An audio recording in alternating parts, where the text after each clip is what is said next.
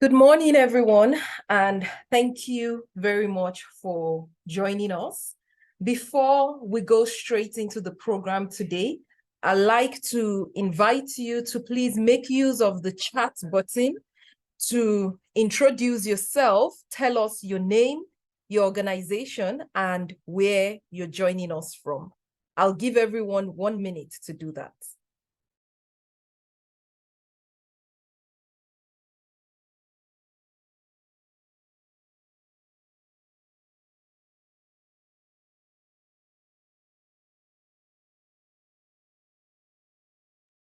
Thank you for joining us once again. And before we go into today's webinar, I just wanted to note, firstly, that this webinar is recorded and will be available online to everybody. And that shortly we will be going into a full panel discussion wherein we will invite our panelists to reflect a little bit on some of the lessons so far, which has been learned from the INACCT project.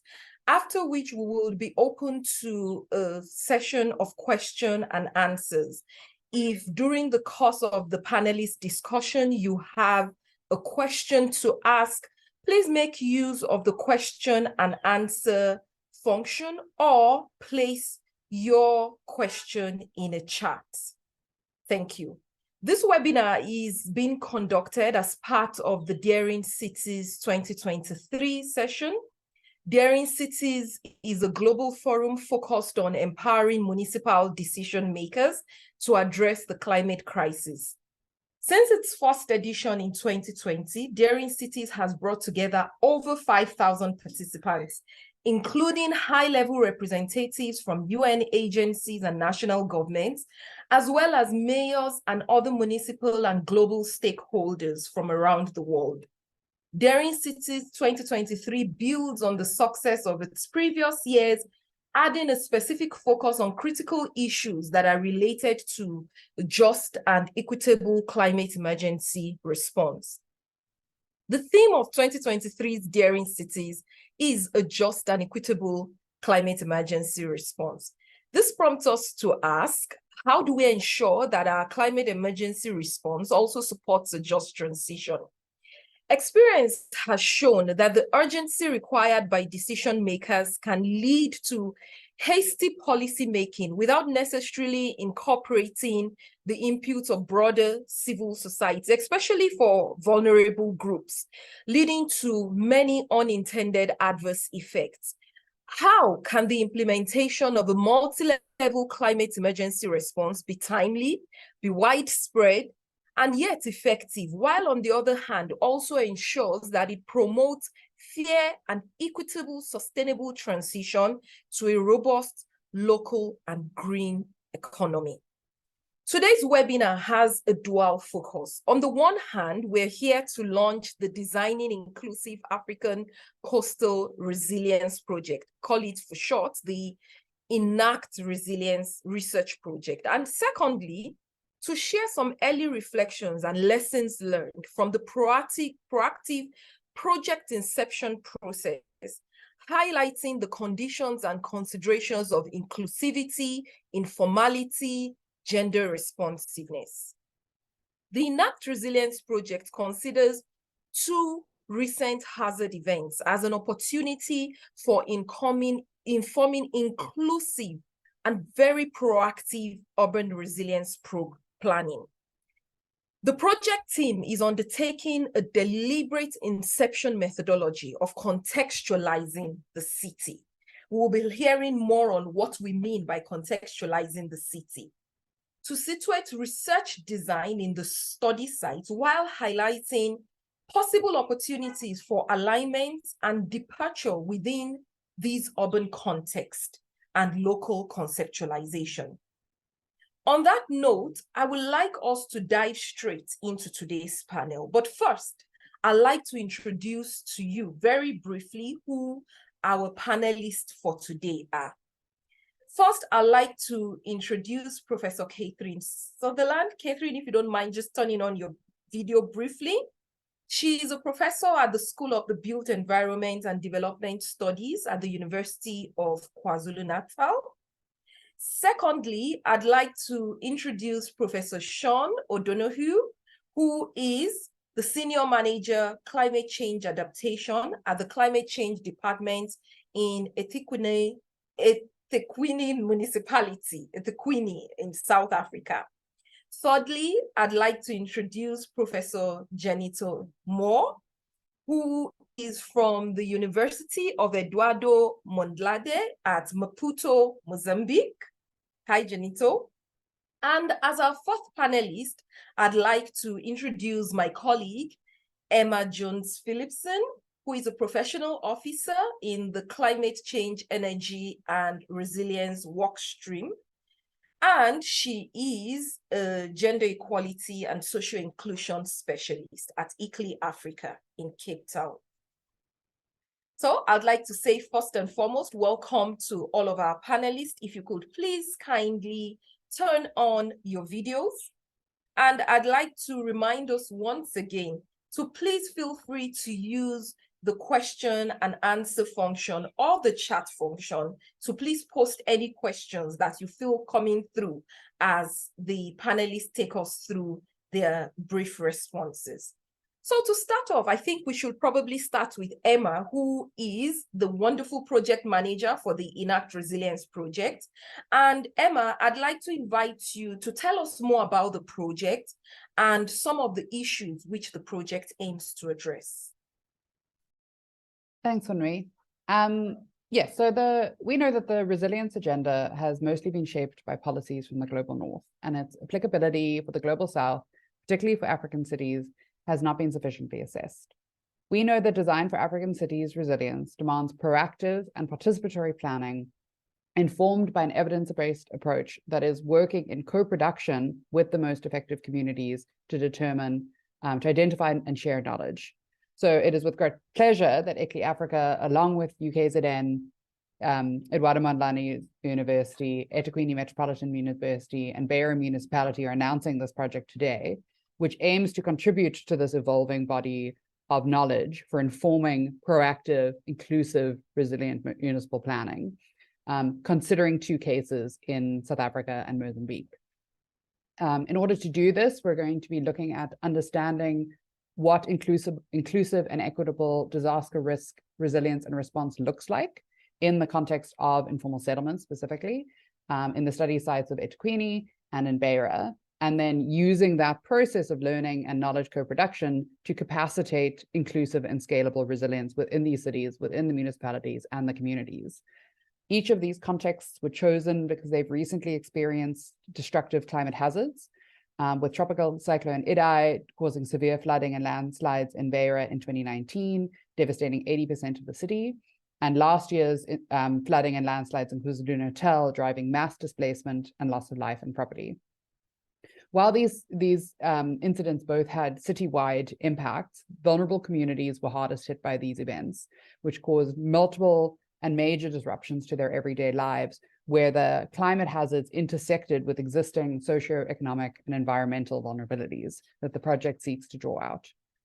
We'll be using a transdisciplinary research approach, emphasizing co-learning and co-design of inclusive solutions and integrating multiple types of knowledge and evidence from a range of perspectives for the benefit of both municipal stakeholders and duty bearers, as well as community members and rights holders, beneficiaries.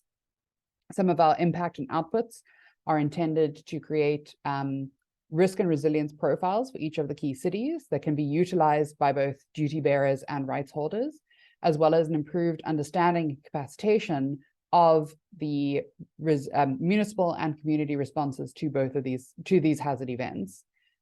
Using these case studies of the two study sites, we're also aiming to develop and socialize and distribute a gender responsive coastal cities resilience framework, highlighting the lessons learned from these cases that can be applied in other African coastal cities to inform proactive and inclusive resilience building. INACCT is one of several projects that is funded through the CLARE initiative, which is the Climate Adaptation and Resilience Initiative, a £110 million UK-Canada framework research program on climate adaptation and resilience that is aiming to enable socially inclusive and sustainable action to build resilience for climate change and natural hazards. CLARE is an initiative jointly designed and run by the UK Foreign, Commonwealth and Development Office and Canada's International Development Research Centre, and is primarily funded by UK aid from the UK government along with the IDRC from Canada. Thanks very much.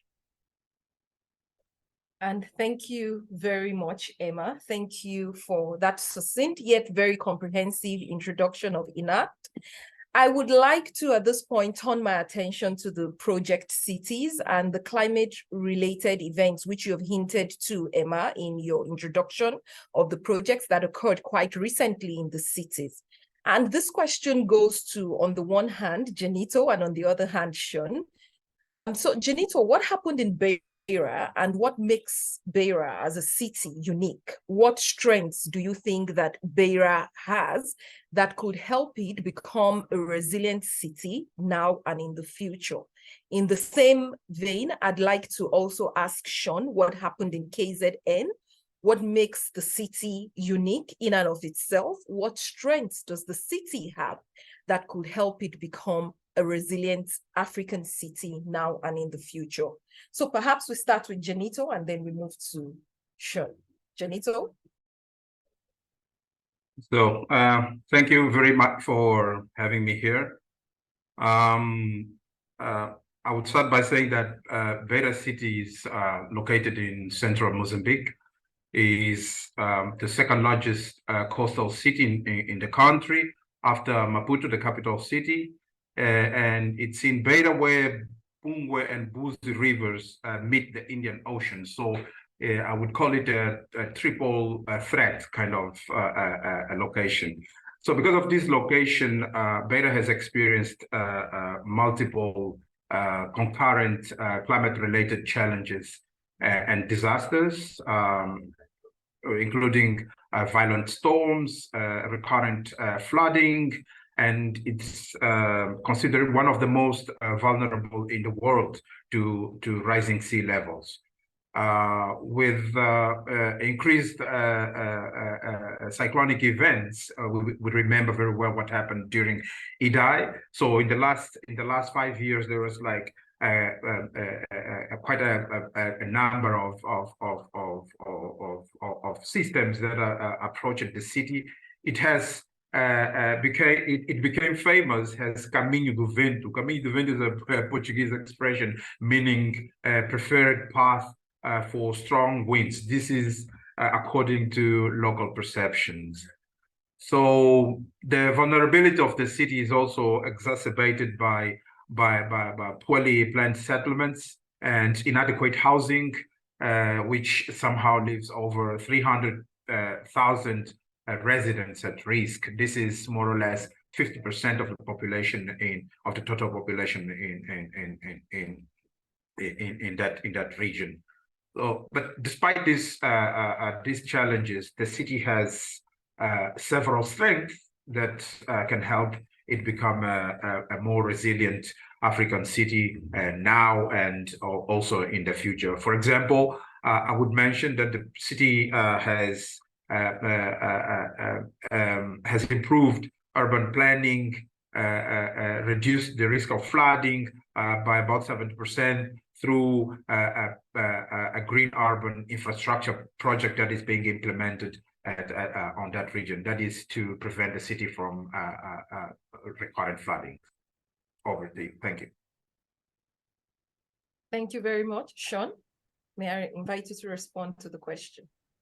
Thanks very much, Bonnie, and greetings to everyone again. So like Beira, Durban or eThekwini municipality is located on the southeast coast of Africa and 30 degrees latitude south. And we have a subtropical climate with our rainfall in the summertime. And our biggest threat in terms of flooding is typically from cut-off low weather systems that park themselves over the region and then unload lots and lots of rainfall. And that's exactly what happened on the night of the 11th of April, 2022. We had this cut-off low situation. But the interesting thing, it was preceded by a weekend of plenty of rainfall. And that very closely mirrored the situation in 2019 when we had wide-scale flooding.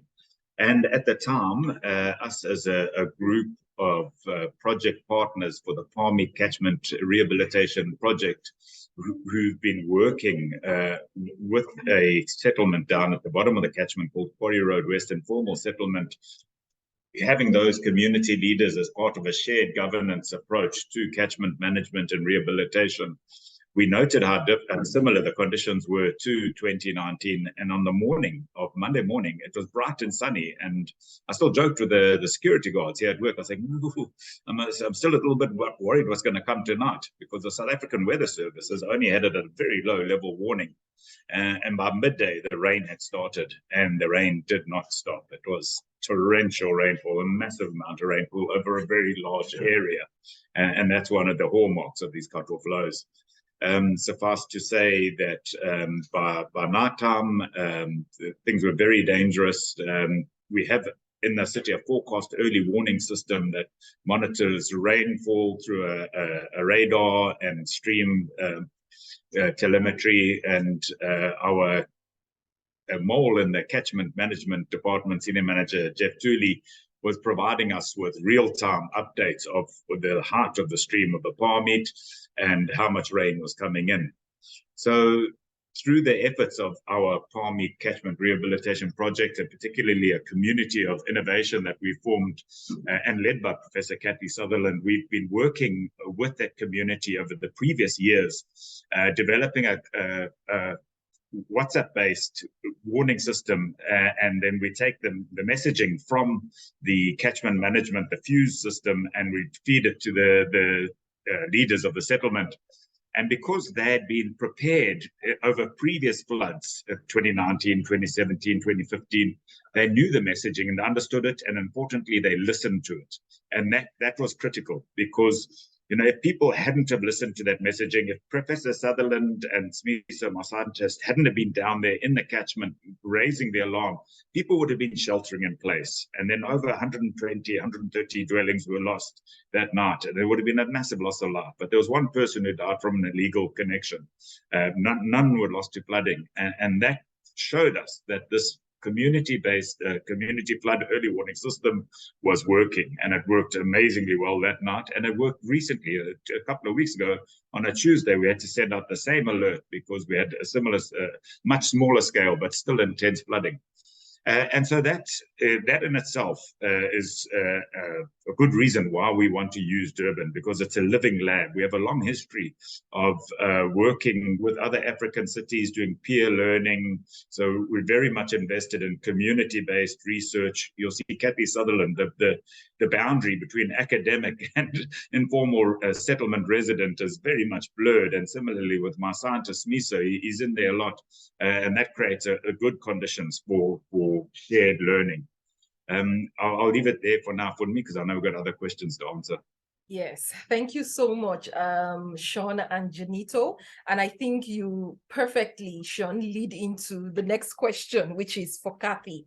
And Kathy, Sean and Janito have given us a little bit of context into the two main project cities and into what exactly the challenges are. But within those challenges are also opportunities where we begin to see lessons, just as Sean had mentioned, rolling on the lessons from the 2015, 2017, and 2019 floods. They were able to deploy that for the 2022 floods, and that led to a better outcome for most people. Nobody lost to the flooding. One person, unfortunately, lost to an illegal connection. And I just wanted to ask you, why is it important to conceptualize cities within the framework of projects like this, Kathy? Thank you very much. And thank you to everyone for attending this discussion. It's great for us all to be able to learn from each other about these important questions around building resilient cities in the face of climate change. And I really like the title of today's webinar around daring cities, because the idea of daring cities also, in a sense, challenges this notion of resilience, because resilience often can be taken to be understood as coping with shocks, of trying to respond to disaster, whereas daring reminds me very much of my city of Durban and the partnerships and people that we work with, because I think in a sense, the city has been daring in its attempts to be experimental in the way in which it deals with really significant urban challenges. So many of you will know, for example, in Durban, and that's why it's important to contextualize cities, just like we need to do in Beira. And I love that idea that people have named it the city of where the wind channels through. We also have our namings in Durban around the Inkanyamba, which is the snake that moves through our city and creates all of these challenges. But we need to contextualize our cities because we need to understand, firstly, what are the histories and geographies of these cities? So what is, and of course in South Africa, we have the colonial and apartheid history that has a very significant influence on how we can be resilient to these challenges, but also in terms of contextualizing the geography of the city. And in the case of Durban, we've really started to begin to think of our city as a city of rivers. And through this process, the transformative riverine management program that's been developed in the city, we've tried to be a daring city because we've tried to be experimental in the way in which we deal with the issues related to climate change. But as I think Sean said, it's not just climate change, and Janita said the same. It's this intersectionality of different kinds of vulnerabilities that come together that actually create the outcomes of the disaster. So if we want to understand, and in our INACCT program, we are focusing on informal settlements. And really, in a sense, this funded program has come in at a very opportune time for us in the city of Durban, and I think with Mozambique and Beira as well, because we've experienced these events and we've learned from them. And as Sean explained, just from the case of the Palmy Catchment Rehabilitation Project, what we see in the face of disasters, and I think I was in a webinar yesterday with the Bartlett Planning School where it was cities from across the world. What we're seeing in the face of disaster and risk is that it's these community-based initiatives that are coming together where people co-produce knowledge, where they negotiate with each other what the future might be, where they negotiate how they firstly prepare and secondly respond to these disasters.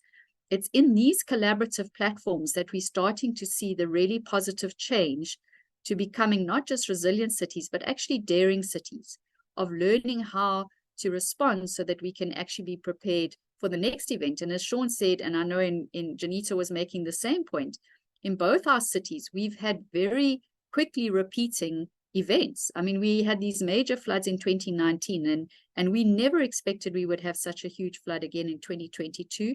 And 2 weeks ago, we had another very serious event in our city. So we are having to learn very fast, but at the same time, we've also learned slowly because, as Sean said, we have been working on this approach to governing climate risk in our city since 2013, when we formed a partnership around climate and water governance. And within the contextualization of our city, those were the critical issues that we needed to address, and so started to build these partnerships from the ground up that enabled us to deal with the particular challenges in the city. And I think in Beira, with the kind of challenges with local government, I'm sure communities have done similar things, Janito. So when you look at the actual context of the city, often cities are responding to challenges that they face. We've had COVID, in Durban we had social unrest, and we've had the floods.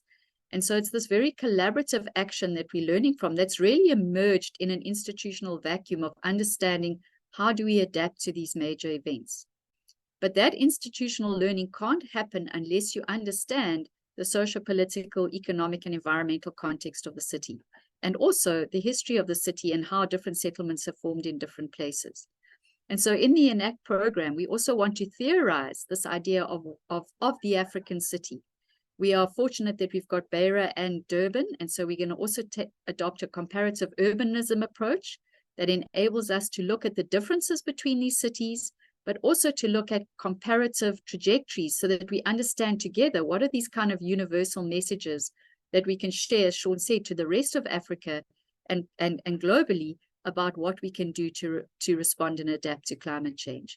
So it's both looking at the particularities of place, the particular histories and geographies, and that's coming from science, from the academic world, from practitioners, and most importantly, from communities on the ground.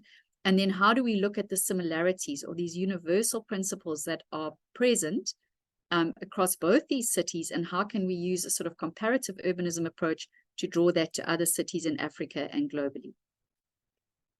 Thank you very much, Kathy, on explaining, on the one hand, the need to understand particular histories and geographies of cities, but on the other hand, that space, creating the space for where the similarities are and what can we learn on that based on those similarities. And on that note, I'd like to turn back to the representatives from both cities, again, Genito and Sean. And given how much Kathy has explained the need to contextualize the cities, and in the light of you working there, and Sean, you gave the example of real community-based collaborative platforms which are being leveraged. I want to ask, what opportunities do Beira, on the one hand, Genito, and eThekwini on the other hand, Sean, I don't know why that always trips me up, offer for producing scalable and replicable lessons in inclusive resilience planning? I think we start once again with Genito and then we go to Sean. Genito? Yes, so thank you again. I think there are many opportunities for producing scalable and replicable lessons in inclusive resilience planning. I would start by something that I mentioned at the beginning, is the fact that the city is being exposed to various hazards at once. I believe this presents a valuable opportunity for evaluating and recommending enhancements needed for what is called multi-hazard early warning systems. This is a novel approach that is being used in disaster risk reduction. So I think this is a very good space. There's a very good lab for that to be tested. And on that regard, we would give special focus to the elements of an effective early warning system, referring to the disaster risk knowledge. Do the communities really know about the risk, the detection, the monitoring and hazard analysis? There are other organizations that are involved in there. How do they communicate with those communities that are at risk? How is the hazard forecasted? How is the dissemination of the warning? How is the communication? Is that bidirectional, or is it a message that has been issued by someone to communities that probably don't even understand what they're talking about? And if that message has been received, how ready, how prepared are the communities? How prepared are the communities, and what are their response capabilities? So yeah, in a nutshell, I would put this in that way. But I would add, for example, the green urban infrastructure project that I mentioned also at the beginning is one of the largest green infrastructure projects in the region. So this project involves transforming degraded river areas in green urban parks and provide ecosystem services, economic opportunities, and recreational spaces for the citizens. So this kind of projects could somehow serve as a model for other cities in Mozambique and across Africa, and maybe even learn from eThekwini. As far as I know, there are a lot of things that has been done there on this regard. Over. Thank you very much. And let me hand over to Sean for eThekwini. For me. You're welcome to say Durban if you like. It's a bit easier. Yeah. So, institutionally, Durban is very well geared up for this kind of study. We have the Durban Research Action Partnership, which has been practicing transdisciplinary research since 2011, and has a number of research programs that are very similar to this, and so we're pretty experienced in it. And we have a real sort of group of climate change champions in the city, people that over the years and quite early in the climate change journey, if we look at historical how cities have joined climate change. Durban was an early adopter of adaptation at that. So we have a group of champions that sit in a transversal decision-making body for the Durban climate change strategy. And of course, these sort of projects feature very highly because, back in 2011, when we hosted COP17, we coined the phrase community ecosystem-based adaptation. So we've been an early adopter of that approach, getting communities working, managing ecosystems so they benefit both financially and in terms of ecosystem service generation. And these are generally the poor, highly vulnerable communities, typical of the focus of the study now. So we have everything in place that will help support the study. But the main thing is the experience with ecosystem-based adaptation, the experience with working with other African cities for the last 10 years through the Durban Adaptation Charter in partnership with ICLEI. We've been doing peer-to-peer learning exchanges with other cities. And then we found that's a very good way of sharing our sort of experiences amongst the cities and learning from each other.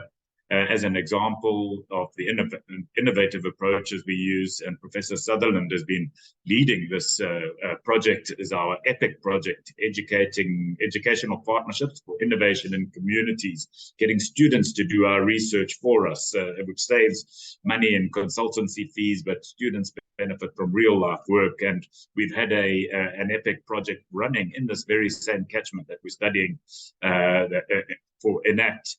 And not only that, we have an EPIC Africa network, and 5 of those Southern African cities have joined us in a proposal to set up their own transformative river management programs with EPIC, and they can now come and join into this INACCT project as a part of the peer learning process.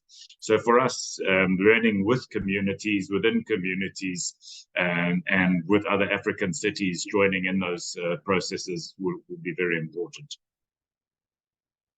Thank you very, very much, Sean and Janito. And I take on board the emphasis around community-based learning, learning with communities, but also scaling it beyond learning with communities and providing room for opportunities where this becomes models for other African cities. And on that note, Kathy, I'd like to ask you, how does this process of co-learning, of using these models as a platform for peer-to-peer learning, relate to other cross-cutting themes and principles which we see being elevated within the context of the INACCT Resilience project? Principles such as research for impact, capacity strengthening, gender equality, and social inclusion. Kathy? Thank you. So I think what's really important in the INACCT program, when you look at those cross-cutting issues such as inclusion, I guess justice is another part, gender intentionality, in fact, a whole suite of factors of vulnerability that come together that actually, as we all know very well, produce the outcomes of these disasters. So the risk event itself doesn't necessarily produce all the outcomes of the disaster. I mean, certainly our floods in 2020 were citywide, as Sean said, and I think in Beira they have the same experience. So it actually cuts across the entire city. But of course, as we know, the outcomes are very different for people in different spaces within the city. So within the INACCT program, through this idea of co-learning or co-production, what that allows you to do is that when you're working, and in a sense, the way that we frame it through our work, and Diana Mitlin's been writing a lot about this, is that in a sense, what we're doing is we're working on urban reform coalitions where you have different actors that come together around a common goal or common interest, bringing different skills, different knowledge sets, and coming to a space together. As Sean's explained in our Palmy Catchment Rehabilitation Project, that's one experiment we've done. But it's different forms of knowledge that come in together. And when you bring different actors into the same space and you have respect for different forms of knowledge, as Janito said, the city that, where all the wind funnels, you take that idea seriously because that's how people are conceptualizing the kind of risk that they're facing. So when you accept that tacit knowledge, specialist knowledge, that in fact all stakeholders are actually experts, not just scientists or municipal officials.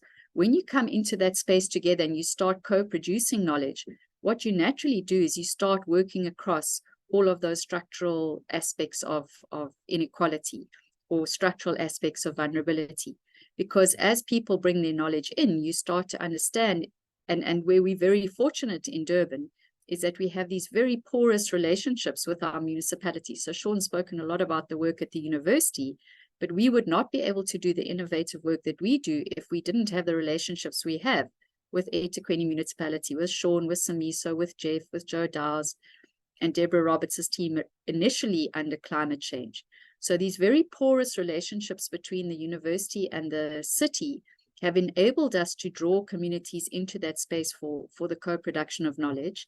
And these this porosity between these different sort of agents of the management of the city, because we're all actually working on and managing the city in different ways, has enabled us to come collectively as a group where different forms of knowledges are respected. And because of that, these different vulnerabilities or intersectional factors emerge as needing to be addressed. So of interest in terms of the gender intentionality, one of the issues that we identified in response to the floods of 2022, because remember, you have the flood event, but as we're learning in Durban, I mean, that was only a year and a bit ago in our city, and we've already had another flood event. We're still dealing with the consequences of that major flood, and I'm sure Beira is in exactly the same case, is that we started to understand the vulnerability of young men in this situation. And so we ran a disaster risk management boys to men training course. We ran a first aid disaster risk reduction course where a lot of women with young children were engaged in that course. So because you're working with the communities and you're understanding how they're having to respond to the impacts of the flood post the event, you can then start addressing and building methodologies together to try and address these challenges they face. And by working together to look at a joint vision or future, you then start to understand how everybody sees the problem and what their responses need to be. So I think by its very nature, co-production allows us to see these intersectionalities across different factors of vulnerability, and mainly because you're respecting different forms of knowledges. Another example we had is that we've just, through Sean and Samiso and the EPIC program, we were drawn into a C40 Reinventing Cities project. And we decided collectively that rather than just using students in that project, we would use residents from an informal settlement that was significantly impacted by the flood. And so when we redesigned the space within the city, it was actually redesigned as a relocation space for flood victims. We didn't just have the voice of students or us as academics or the municipality, but we had the voice of those very people that were impacted by the floods. And I think Sean's seen it. We are so excited by this very innovative redesign through architecture, planning, environmental considerations, innovative sanitation that has redesigned a space in our city. So I think, and that redesign of that space has tried to address all those intersectional factors of inclusion. So rather than just having a social housing project, include informal residents in that space redesign. It's about addressing inequality. So how do you create dignified and adequate sanitation services in the redesign if you're going to bring in informality into that space? And then the gender intentionality came through very strongly in the different spaces that were produced. And so these are the kinds of things that we're learning. And it's essentially because you've got different actors working together in this reform coalition through transdisciplinary research approaches that enable us to share and build on each other's knowledge. But I must say that, you know, when you look at co-production, often it's outside of the state. And I am a very strong believer in the state and particularly in local government. I have huge respect for our local government and the way in which they work within our city to address these major challenges. And I don't think that our sort of building of resilience or becoming a daring city is possible if we always work outside of the state, which often happens when you're doing co-production and you have these barriers or very top-down states. So having a very engaging state like we have in certain departments in our municipality is a very positive aspect. Thank you very much, Kathy. I'm so sorry to have interrupted you there because I was also getting very drawn into this explanation. But thank you very much for drawing the very strong links between the space for co-production and how that allows us to see all of these intersectional elements and many of the cross-cutting issue. I think based on that, I want to draw you back into the conversation, Emma, and to ask how the early findings, many of which have been alluded to both by Sean and Kathy and also by Janito, how do these begin to be incorporated into the project's design or its redesign and its implementation, as well as its monitoring and evaluation framework? Thanks, Henry. We've been very privileged with this project into having been granted essentially a 6-month period of inception, which we're taking advantage of in terms of really reflecting on and grappling with a lot of these kind of concepts and issues that we've discussed today, both in terms of preemptively identifying potentially areas of conflict and challenge, as well as the areas of great alignment. We know that not all projects are fortunate enough to have that kind of space of reflection after they've been approved, and often need to rush into project implementation and often find themselves 2 years down the line kind of grappling with these issues retrospectively. So that's something that we're certainly quite grateful for, and it's given us the time and space to really grapple with a lot of these issues, particularly in highlighting both the differences and similarities between the cities and the way that they are both responding to climate events, as well as the capacities, geographies, demographies that are in place in these spaces. One of the ways that we're considering kind of reflecting on a lot of these more abstract kind of considerations of inclusion, kind of working within existing and novel methodologies, is looking at the themes that the CLARE initiative has, those being the ones highlighted before, so research for impact, capacity strengthening, and seeing how we can infuse our approaches, our emphasis on inclusion and co-production into those themes, and ensure that in our reporting and alignment with the broader cohort, that we're also working within our own reflections and introspection, and that we can then maximize on our co-learning both within the project as well as between the other projects that are engaging with similar themes.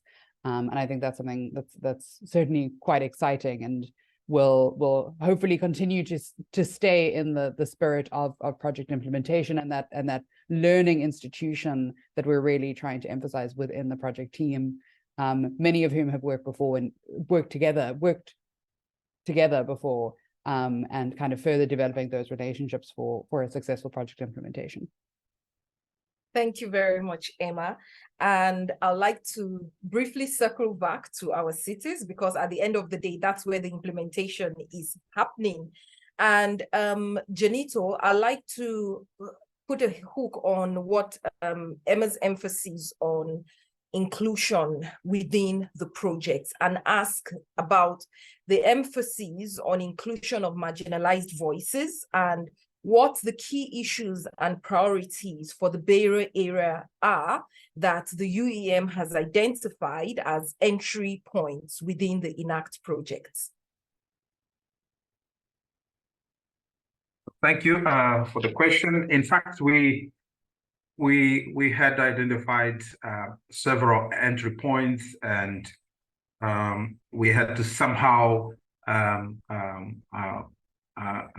prioritize them. But one of the most important issue that we see as an entry point is, for example, exploring inclusive disaster risk and resilience in informal settlements, because these are the most affected or the most vulnerable settlements in the city. We also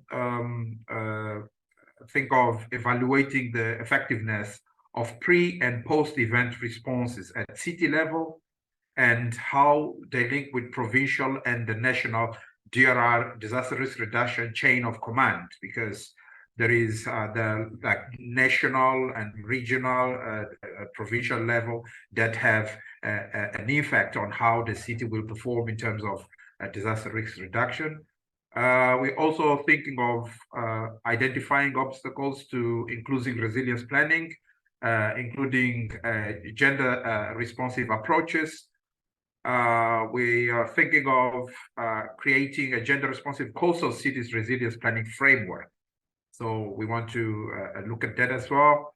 And also we want to ensure we think that ensuring the involvement of marginalized voices, particularly women and other vulnerable groups, in planning and decision-making processes.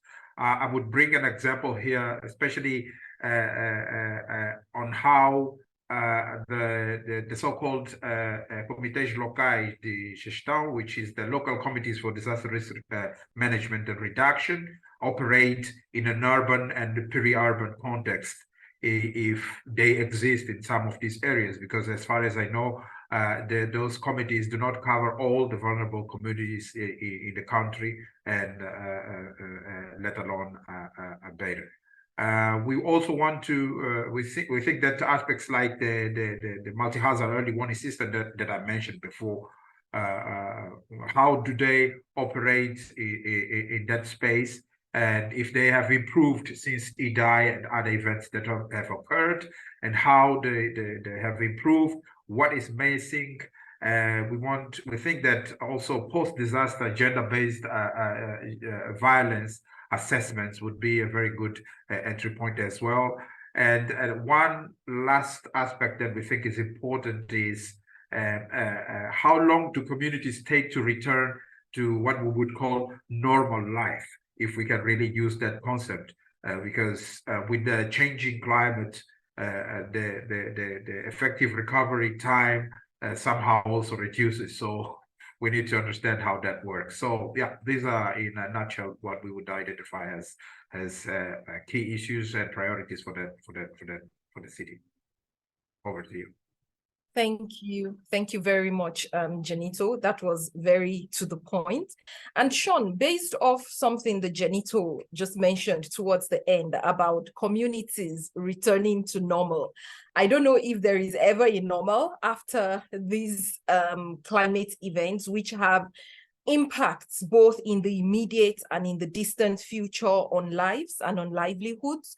What strengths does your city have that could help it, and mainly the residents within the city, become more resilient and become a resilient African city, both now and for the future? Yeah, you know, after the floods last year, April floods, we saw the emergence of loss and damage, but at a very localized scale. You got people who had their dwellings washed away, but not only that, the land was washed away. There was no way for them to rebuild there because that land was now gone. So it ended up in the sea.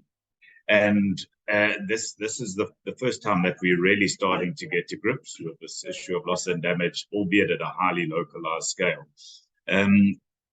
This resulted, we were able through our EPIC program to offer counseling to people that were displaced and staying in a church, a local church, but they stayed there for a year because the city did not really have, admittedly, these were very big floods, but even so, the city's ability to help people recover from this flood, find somewhere to live, was very limited. And so we had these residents of the settlement who had lost the ability to rebuild again because they're very tightly controlled settlements. Because land is such a major issue in South Africa, and it's so tightly contested everywhere, there wasn't anywhere to go. The city does have a program called ICLEI that is upgrading informal settlements in situ where they're not dangerously located, and then trying to move the dangerously located ones to other places of residence. But often, you know, these are not close to places of work, so the employment opportunities are low, and that the costs associated with travel to get to employment, if you are situated 10 kilometers away, make it prohibitive. So these are, maybe I'll sort of look more at the challenges we're having rather than how good we are doing something, because I don't think in this case we are particularly good. But this is something that we hope to learn through the project, how we can bring the different sectors responsible, because you have human settlements and all social services, and all these different sectors need to work together. And so we'll look to the INACCT project to help us understand how we can get this, improve on this.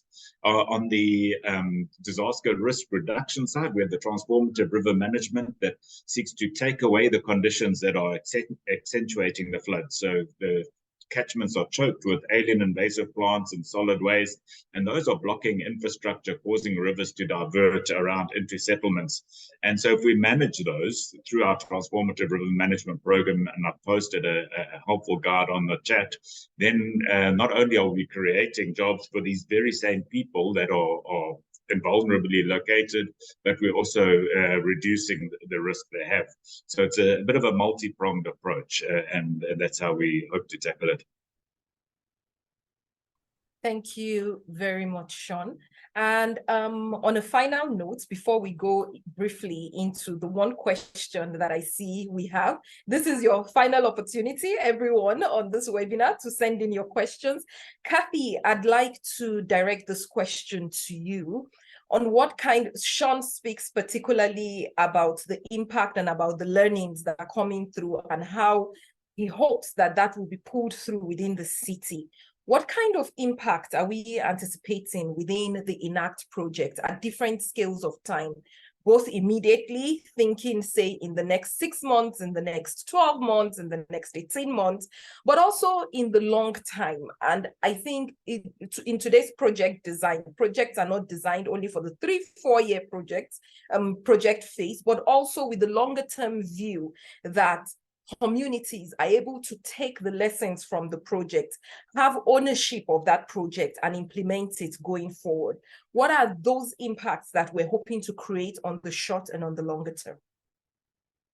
Thank you, Funmi. I think it's a really important question, and perhaps where we're fortunate with the INACCT program is that it's come at a time where we really need to document and to build up evidence. And I think Beira is in the same position, where we've had a lot of experience of these floods. You've heard the different stories from the two cities, but we really need to have evidence-based and documentation, because as we've said, we keep getting more experiences of these kind of disaster events, so that we can actually work with the experiences that we've had and actually use our research. And the research is transdisciplinary, so it's also work that's going to be done through the municipalities, with communities, with scientists, so that we can actually document and understand what is the preparedness. So how prepared were these two cities before the floods?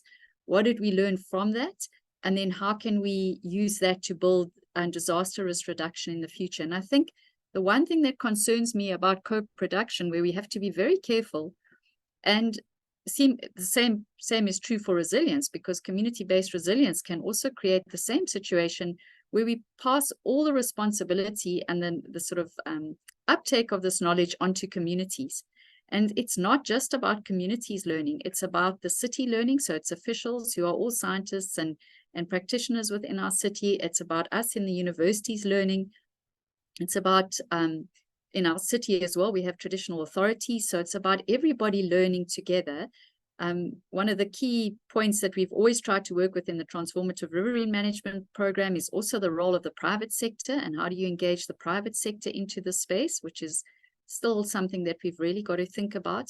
But if you think about what INACCT's doing, it's come at an opportune time in both these cities, where we can create this amazing comparison across two African cities, both on the east coast of Africa, where we can produce evidence and document that and analyze it through the theoretical frameworks we're going to use in this project, and then build on, as you've heard in both cities, already existing research that's taken place. So you've heard about the TRMP, you've heard about EPIC, you've heard about our early flood warning system.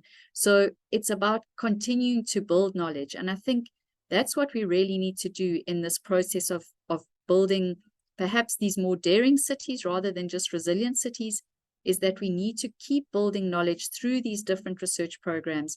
And I think the INACCT focus is around us learning from these events and building knowledge from that, but also understanding into the future how we then keep collaborating so that we keep these processes going forward. So this collaboration shouldn't just be a one-off event. So it's almost the point of how do we institutionalize the INACCT program as we go forward, as we bring in more research and we keep building towards these just and transformed cities.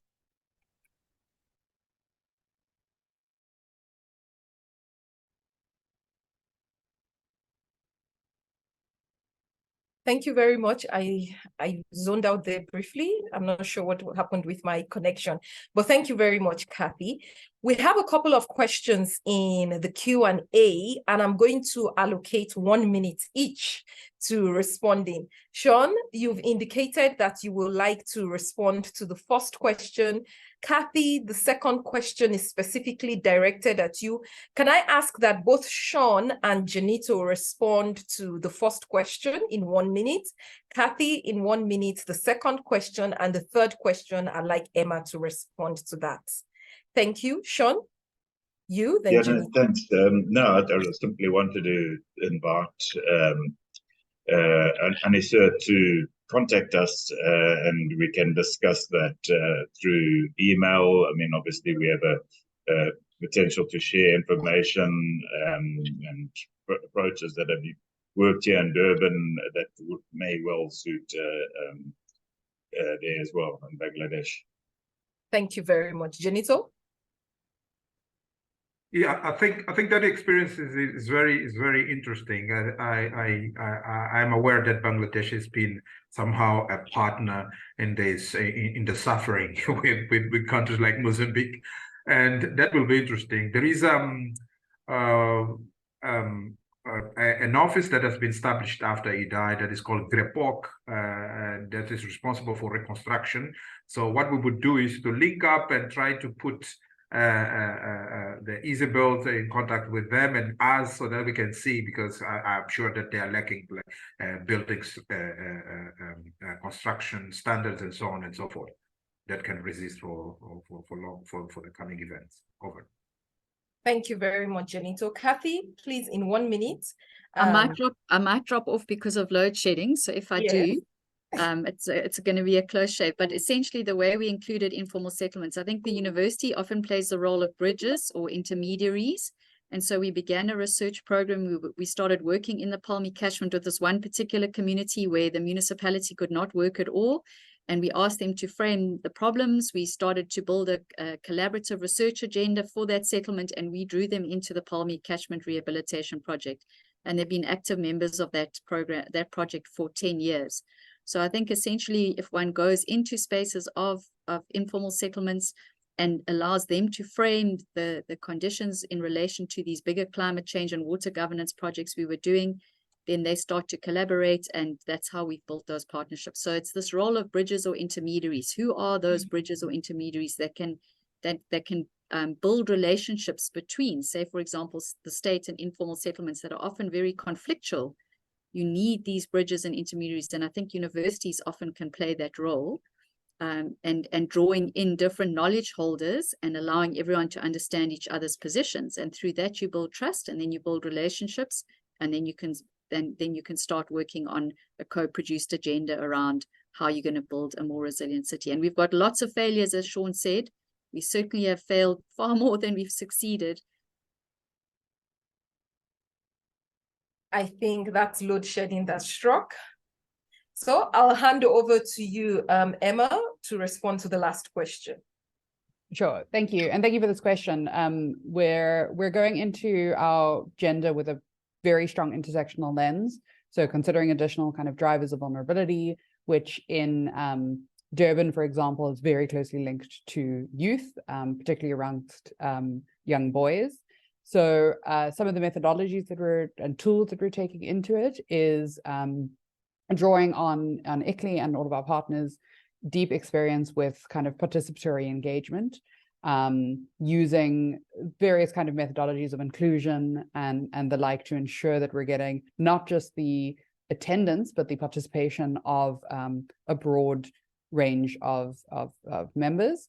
And within that, also ensuring that our kind of monitoring and reporting of those processes is disaggregating those findings and disaggregating the voices that are being heard, both as a means of capturing whether or not we are achieving the targets that we're reaching, and as well as ensuring that we are targeting our actions as a result. Thank you. Thank you very much, Emma. On that note, I'd like to wrap up today's session. First, by saying a very, very big thank you to our panelists. Thank you for the insights you've brought. Thank you for the passion which you brought into this project that is seeing this inception phase as not just being a tick box approach, but deep work where we try to contextualize the city, understand the city, and leverage on what's already going on within the city to actually do real work. And on that note, I'd like to say a big thank you to Janito and to Sean for your insights and for contributing to this panel. Thank you to Kathy in absentia, and thank you very much to Emma. To everyone who has attended this program, this webinar today, and shared your thoughts, shared your insights, been active in today's webinar, we say thank you. We invite you to visit daringcities.org for more information on today's session, but also to look out for the next Daring Cities 2023 webinar, which is reaching out to all mainstreaming gender and social inclusion to enhance climate actions on the 1st of August. On that note, thank you very much, everybody. Until next time. Thank you. Bye.